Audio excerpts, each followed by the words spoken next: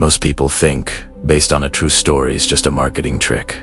Something slapped onto horror videos to make them scarier. But the reason this story has followed me for years is because every detail you're about to hear can be traced back to real police reports, missing persons records, and interviews that were quietly buried by time. And it all began in a small, forgettable American town that most people only pass through on their way somewhere else.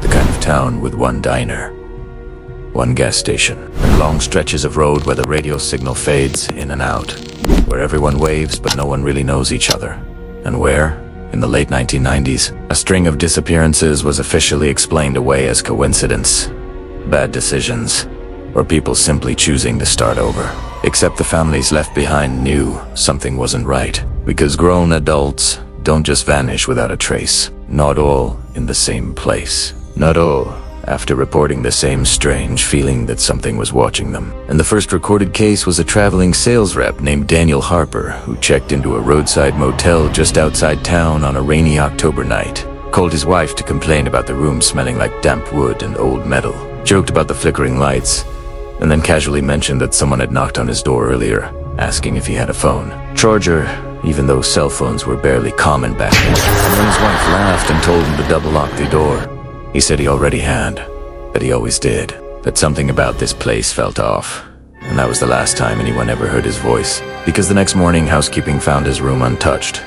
Bed made, suitcase still packed, wallet and car keys on the nightstand, door locked from the inside, and no sign of forced entry. And the police chalked it up to him leaving early, except his car was still in the parking lot and his shoes were still by the bed. And people tried to forget about it until 6 months later, when a college student named Marissa Klein disappeared after stopping at the same gas station to ask for directions during a road trip, calling her roommate to say the locals were staring at her like she didn't belong, laughing it off, saying she'd be fine, and then her phone went dead. Mid-sentence, with her car later found abandoned less than a mile from the station. Keys still in the ignition, driver's door open, no signs of a struggle. Just a strange handprint smeared on the inside of the windshield as if someone had pressed their palm there from the passenger seat. And again, the explanation was simple and lazy. Maybe she ran off. Maybe she met someone. Maybe she panicked. But people who grew up in that town noticed a pattern forming, because every missing person had stopped somewhere along the same stretch of road, had interacted with the same cluster of buildings, and had told someone, anyone, that they felt watched, uneasy, like the air itself was heavy. And when a retired schoolteacher named Eleanor Briggs vanished after taking her nightly walk past the old railway crossing, the whispers started spreading faster than the official statements, because Eleanor was the kind of woman who kept routines like clockwork, who never skipped a walk, never missed a phone call, and never went anywhere without telling someone first. And yet one night, she stepped outside, waved to her neighbor, and was never seen again. Her glasses later found neatly folded on a bench near the tracks as if she had sat down voluntarily. And that bench, according to locals, was where people sometimes heard footsteps pacing back and forth late at night, even when no one was there. But the town council discouraged talk like that, insisting there was nothing unusual happening, insisting fear was contagious, insisting people stop spreading rumors, because rumors scare tourists, and tourists bring money, and money keeps towns alive. But fear doesn't go away just because someone tells you to stop feeling it. And the unease settled into the town like a fog, subtle at first, then impossible to ignore, with people reporting knocks on their doors just after midnight, with no one there when they checked, or hearing their names whispered from empty fields, or catching reflections in dark windows that didn't match their movements. And I know this because years later, when I was working as a freelance researcher, digging into unsolved cases for a documentary channel, I stumbled onto this cluster of disappearances buried in old databases. And the more I read, the more the details refused to line up with the official explanations. So I drove out there myself, telling myself I was just being thorough, that small towns always have weird stories, that mystery doesn't automatically mean something sinister. But the moment I crossed the county line, my phone lost signal. The radio dissolved into static, and I felt that same pressure in my chest that so many victims had described. That sensation like the air was too thick to breathe comfortably, like something unseen was leaning in closer the deeper I went. And when I finally stopped at the diner, the conversations around me went quiet in that unnatural way. People swear doesn't happen until it does. Forks paused midair. Eyes flicked toward me and then away, and the waitress asked what I wanted without writing anything down, staring just a second too long as if she was memorizing my face. And when I mentioned I was researching old missing persons cases, the temperature in the room seemed to drop. Not literally, but emotionally. The warmth draining out of every interaction. And one older man near the window muttered that some things were better left buried. And when I pressed him, asking what he meant, he stood up abruptly, left money on the table, and walked out without another word. And that night at my motel, the same one, Daniel Hopper, vanished from decades earlier. I woke to the sound of a soft knock on my door. Slow and deliberate, not urgent, not aggressive, just persistent enough to demand attention. And as I lay there, staring at the ceiling, every instinct screamed at me not to answer. Because I remembered the reports, the charger request, the excuses, the way people described feeling compelled to open the door even when they knew better. And when the knocking stopped, relief washed over me too quickly.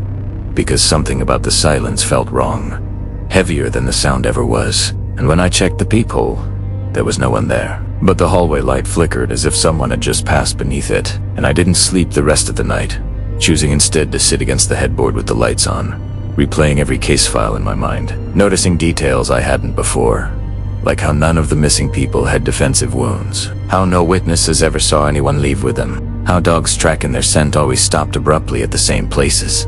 Doorways, benches, thresholds, as if whatever took them didn't move like a person, didn't walk away, but simply ceased to exist in the same space.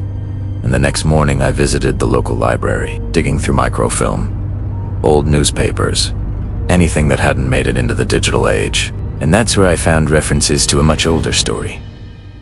One locals called folklore, about something they referred to only as the Watcher, a presence said to linger around roads, crossings, and places of transition, feeding not on bodies, but on attention, curiosity, and the moment when someone chose to engage, to answer, to look too closely.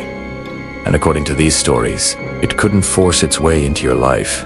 It had to be invited, even unintentionally. Through a door opened, a voice answered, a name spoken aloud in the dark. And I would have dismissed it as superstition if not for how closely it mirrored the real cases. How often victims were last seen pausing, hesitating, responding to something unseen. And when I asked the librarian about it, Saya went, Pale asked me where I'd heard that name, and then quietly told me she couldn't help me anymore. That people who asked too many questions here tended to disappear. And that was when I realized the town was Santa Justa fried. It was complicit. Not actively, not maliciously, but through silence, through avoidance, through the shared unspoken agreement that survival meant not acknowledging what lingered just outside the edges of perception. And as the days passed, I began noticing things myself, reflections that lagged a fraction of a second behind my movements, footsteps echoing mine when no one was there, my name whispered softly from empty rooms in my motel, always sounding like someone I trusted, someone familiar. And the scariest part wasn't the fear. It was how quickly my mind tried to rationalize it, how tempting it was to dismiss it as stress, imagination, fatigue, because that's how it survives. By blending into the cracks of logic, by becoming just believable enough to be ignored. Until the night I finally made the mistake every victim before me had made. When I heard a knock on my door, followed by my own voice calling my name. Calm, reassuring, telling me everything was fine, telling me to open the door.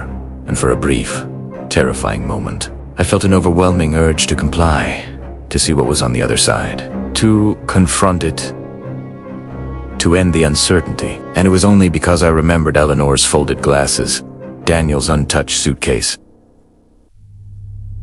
Marissa's abandoned car, that I stayed where I was, heart pounding, hands over my ears, repeating to myself that curiosity is not bravery, that some questions don't want answers.